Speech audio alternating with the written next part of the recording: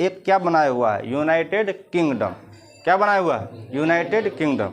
कभी किसी क्लास में चारों के बारे में हम लोग समझेंगे कि ग्रेट ब्रिटेन क्या है, ब्रिटेन क्या है, इंग्लैंड क्या है, यूनाइटेड किंगडम क्या है, इन सबों के पास किस तरह की शक्ति है, ये चारों देश मिलके क्या काम करते हैं, है ना। तो चार देश मिलके एक देश बनाए हैं यूनाइटेड किंगडम। कौन कौन सा देश है, the great Britain, Britain, England और यूनाइटेड ऑफ किंगडम। चलिए, संघात्मक शासन क्या है कि देश के पास देश के लिए अलग शासन होगा, देश के लिए अलग शासन और राज्य के लिए अलग शासन। जब देश का अलग शासन हो और राज्य का अलग शासन हो उसे हम लोग कौन सी शासन कहेंगे, बस संघात्मक शासन। राज्य देश के शासन किसके हाथों में है, प्राइम मिनिस्टर के हाथों में यानी पीएम के हाथों में, और राज्य का शासन किसके हाथों में, मुख्यमंत्री के हाथों में। किसके हाथों में, मुख्यमंत्री। लेकिन एकात्मक शासन में क्या होंगे, देश और राज्य दोनों के शक्ति किसके हाथों में, यानी प्राइम मिनिस्टर के हाथ में ही होंगे। किसके हाथ में, प्राइम मिनिस्टर के हाथ में ही। यानी जो करना चाहेंगे प्राइम मिनिस्टर राज्य के लिए भी बिना मुख्यमंत्री को पूछे हुए वह क्या कर सकते हैं, अपना निर्णय ले सकते हैं। तो उस तरह की शासन को हम लोग क्या कहेंगे, एकात्मक शासन। लेकिन इंडिया में ऐसा नहीं है। अगर हम पूछेंगे इंडिया में किस तरह की शासन है तो आप कहेंगे संघात्मक शासन। लेकिन ये पूरी तरह से संघात्मक शासन नहीं है। कहा जाता है कि ये जो है लगभग 82% जो है वो 80 से 82%, 80 से 82%, 80 से 82% जो है संघात्मक शासन है। 80 से 82% संघात्मक शासन और 20% जो है एकात्मक शासन है। 20% क्या है, एकात्मक शासन। किस में, इंडिया में। कहाँ पर हुआ, इंडिया में 20% एकात्मक शासन से लिया गया है और 80 से 82% किस में, संघात्मक शासन। इसीलिए इंडिया को अर्ध संघात्मक शासन और संघात्मक शासन का स्वरूप कहा जाता है। क्या कहा जाता है, स्वरूप। यानी दोनों का मिला जुला है, वो क्या है, दोनों का मिला जुला है। तो भारत को क्या कहा जाता है, एकात्मक शासन, संघात्मक शासन, दोनों का क्या कहा जाता है, स्वरूप। दोनों का स्वरूप, यानी कुछ इसका भी मिला है कुछ इसका भी मिला है, इसीलिए उसे क्या कहा गया, स्वरूप शासन। कौन सा शासन, स्वरूप शासन। कहीं इधरों से या थोड़ा इधरों से, इसीलिए भारत को कौन सा शासन कहा गया है, वह स्वरूप शासन। अगर स्वरूप न याद रहे तो आप याद रखिएगा संघात्मक शासन। कौन सा शासन, संघात्मक शासन। तो भारत में किस तरह की शासन है, संघात्मक शासन। इतना बात समझने में किन्हीं को प्रॉब्लम है, नहीं। अब समझिए जरा सा, अब्राहम लिंकन ने क्या परिभाषा दिए थे, उस चीज़ को समझिए। अब्राहम लिंकन के द्वारा दिया गया परिभाषा हुआ। अब्राहम लिंकन ने क्या कहा, जनता के द्वारा, जनता के द्वारा, जनता के लिए, जनता के द्वारा, जनता के लिए जो भी शासन है वह क्या होगा, सर्वमान्य होगा। जो भी शासन है वह क्या होगा, सर्वमान्य होगा। यानी जनता जो निर्णय करेंगे वही शासन क्या होंगे, सर्वोपरि होंगे। और वह क्या हुए, बहुत ही ज़्यादा फेमस हुए। उनका कहा हुआ ये बहुत ही ज़्यादा क्या हुए, फेमस हुए। अब्राहम लिंकन की ज़रा सा कहानी समझे हुआ। अब्राहम लिंकन किस तरह की परिवार से थे। अब्राहम लिंकन के पिता बचपन में बहुत ही गरीब थे। क्या थे, बहुत ही गरीब। जब जन्म लिए अब्राहम लिंकन, तो अब्राहम लिंकन के 3 भाई बहन, यानी एक बहन और वह कितने भाई, 2 भाई। एक अब्राहम लिंकन, एक उसका छोटा भाई, एक उनका छोटा भाई। इनके छोटे भाई का नाम कहीं दर्शाया गया नहीं है, सिर्फ अब्राहम लिंकन को दर्शाया गया है। और ये दुनिया का नियम भी है, जिसके पास ताकत होती है उसी का लोग नाम भी लेते हैं। ये तो इंग्लिश में ज़रा सा अन्ना हाथवे की बात चल गई, क्योंकि अन्ना हाथवे ने कुछ बताई भी थी, इसलिए अन्ना हाथवे को बात आ गई, अन्यथा अन्ना हाथवे को भी लोग नाम नहीं लेते। तो अब्राहम लिंकन बहुत ही गरीब परिवार से थे। उनके परिवार में टोटल कितने व्यक्ति, तो 3 और 2 5, एक मम्मी पापा और एक अब्राहम लिंकन, एक इसकी सिस्टर, एक उसके भाई। अब्राहम लिंकन आज अगर कमा कर आते थे उसके पिता सब, तब रात में वह खाना खाते थे। इतनी गरीबी से वह गुजरे हुए थे। अब ध्यान दीजिए, लोग अभी कहता है कि मैं बहुत गरीब हूँ, पढ़ नहीं सकता। उसकी गरीबी को देखिए, जिन्होंने राष्ट्रपति बना, जिन्होंने क्या बना, राष्ट्रपति, कहाँ की, अमेरिका की। लेकिन एक समय ऐसा आया जो उनके पिता को कहीं भी काम नहीं मिल रहे थे। लगभग 3 दिन तक वो लोग क्या थे, भूखे थे। 3 दिन तक क्या थे, भूखे। ध्यान दीजिए, भूखे जब थे तो उनको रहा नहीं गया, क्योंकि बड़े भाई थे, थोड़ा जिम्मेदारी बढ़ गई। उन्होंने चले गए कहाँ, नदी किनारे मछली मारने। कहा नहीं कुछ मिलेगा तो कम से कम मछली पका करके खा लेंगे, कुछ भूख क्या होंगे, मिट जाएगी। उन्होंने मछली मारने के लिए चले गए। जब अब्राहम लिंकन को सुबह से शाम हो गई, तालाबों में शाम के समय जब अंतिम परिस्थिति में उन्होंने बहुत ज़्यादा उदास हो गए, तो एक मछली उनके बंसी में क्या हो गई, फंस गई। वो खींच लिए बाहर। खींचने के साथ वह क्या हुए, घर के लिए रवाना हुए। उसकी मम्मी पापा, उसकी बहन सब इंतज़ार कर रहे थे कि मेरा लड़का जो है आएंगे मछली लेकर के, तो पका कर हम लोग खाएंगे। एक ही मछली बेचारा का फंसा था। वह भी जब रास्ते में आए तो एक फौजी उसे मिल गए। कहा बहुत ही अच्छा मछली है, क्या आप मुझे ये मछली दे सकते हैं, क्योंकि हम जो है लगभग 30 दिनों से युद्ध क्षेत्र में थे। कहाँ थे, युद्ध क्षेत्र में, बॉर्डर पर लड़ाई में फंसे हुए थे। चीन से युद्ध हो रहा था, उसी में फंसे हुए थे, बहुत दिनों से मछली नहीं खाए हैं। क्या आप हमको ये मछली दे सकते हैं? ये नहीं कि जोर जबरदस्ती कहा, क्या आप हमको ये मछली दे सकते हैं? अब्राहम लिंकन ने सोचा कि हमारी भाई बहन ज़रूरी है, कि ये देश के लिए लड़ता है वह ज़रूरी है। देश पहले होना चाहिए या माँ बाप या भाई बहन पहले होना चाहिए। जब तर्क वितर्क किया तो उनको लगा कि नहीं, फौज को ही दे देना चाहिए। हम लोग 3 दिन भूखे रहे तो कोई बात नहीं, 1 दिन और भूखे रह लेंगे। जब उनको दे दिए तो अब्राहम लिंकन को उन्होंने आशीर्वाद दिया, ये फौजी साहब ने, कि आप एक दिन बहुत बड़े इंसान बन जाएंगे।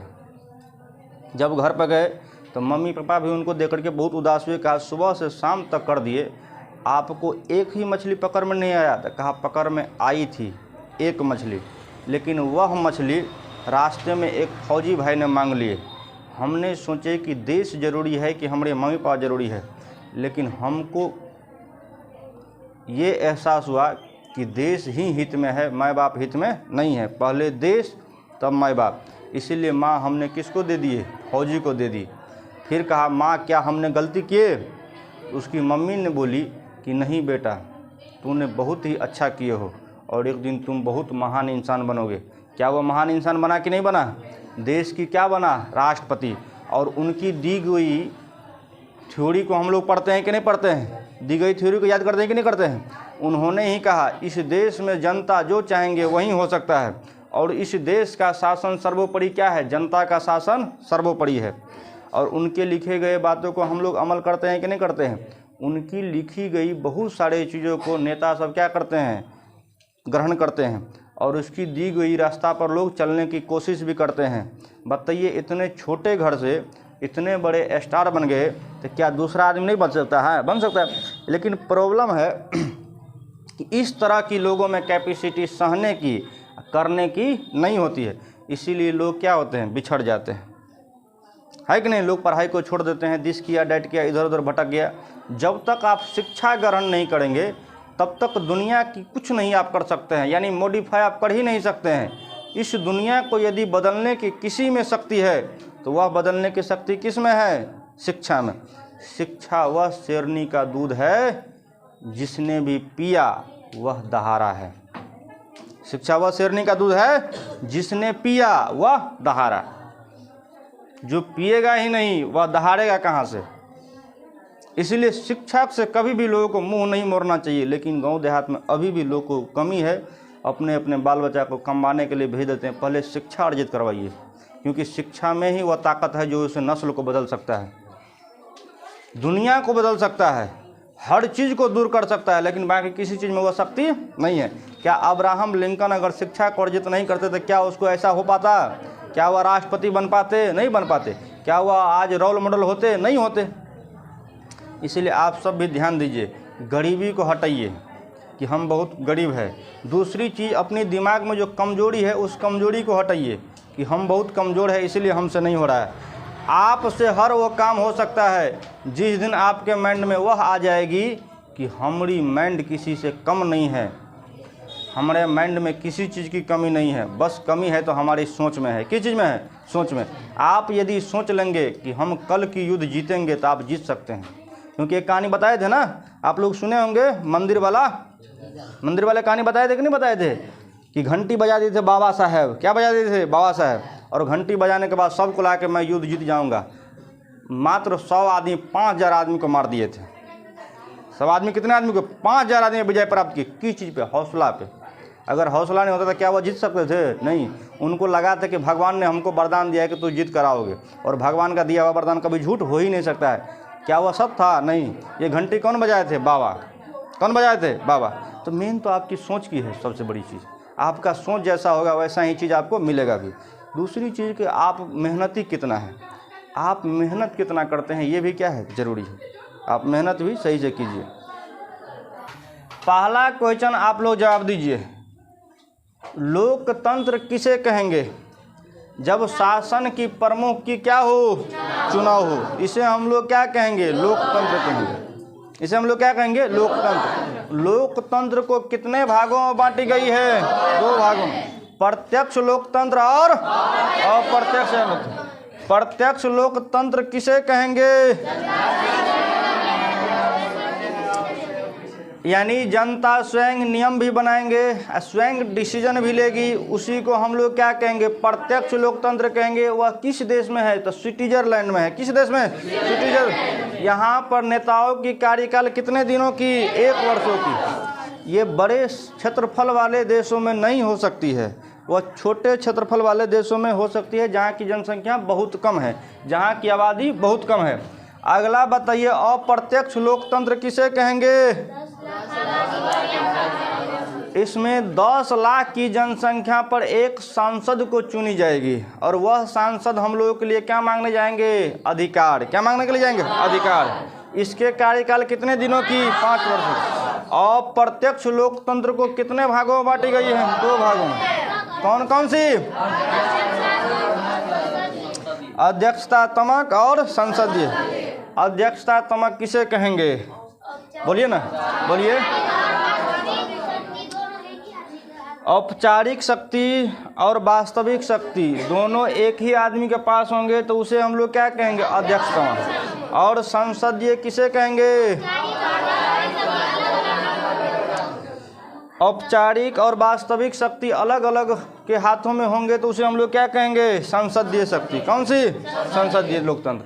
अब बताइए, कौन वैसी देश है जो राजतंत्र के साथ साथ लोकतंत्र भी है? इंग्लैंड। कौन सी है? इंग्लैंड। इंग्लैंड में महारानियों की स्थापित कब से हुई? तो जेम्स द्वितीय के बाद से। जेम्स द्वितीय की बाद से। मैरी की लवर कौन थे? ऑरेंज। कौन थे बुआ? ऑरेंज। कौन थे? ऑरेंज। कहाँ के रहने वाले? हॉलैंड की। कहाँ की? हॉलैंड की। उन्होंने आक्रमण कर दिए अपने पिता पे। किन से? पिता पे। पिता डर से क्या हो गए? भाग निकले, है कि नहीं? तब से वहाँ पर क्या होने लगी? महारानियों की। लोकतंत्र के कितने स्तंभ? 4। कितने स्तंभ है? 4। कौन कौन सी?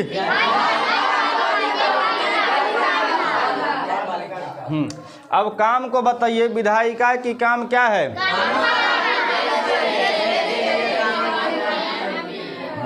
देश के लिए कानून कौन बनाएंगे? और राज्य के लिए? एमपी का फुल फॉर्म क्या होगी? और एमएलए का फुल फॉर्म? हाँ। कार्यपालिका की काम? न्यायपालिका? पत्रकारिता?